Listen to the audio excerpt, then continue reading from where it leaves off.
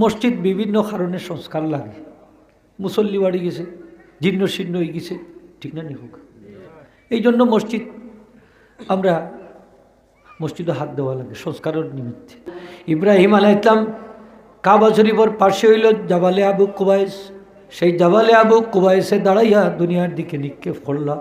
দুনিয়ার দিকে যত পাথর নিক্ষিপ্ত হয়েছে, যত জায়গাত পতিত হয়েছে, প্রত্যেকটা জায়গাত কিয়ামত পর্যন্ত মসজিদ প্রতিষ্ঠিত হইব।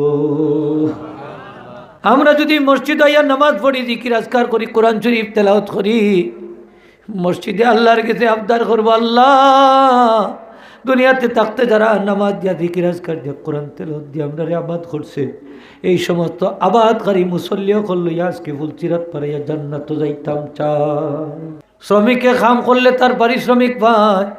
আমি যে তোমার ঘর কাবা শরীফ বানাইলাম, আমারে তুমি কি পারিশ্রমিক দিবা? আল্লাহ কই না দো, তুমি যখন এই ঘরখানে তওয়াফ করবা, তোমার সারা জীবনের গুনাহ আমি মাফ করে দিলাম।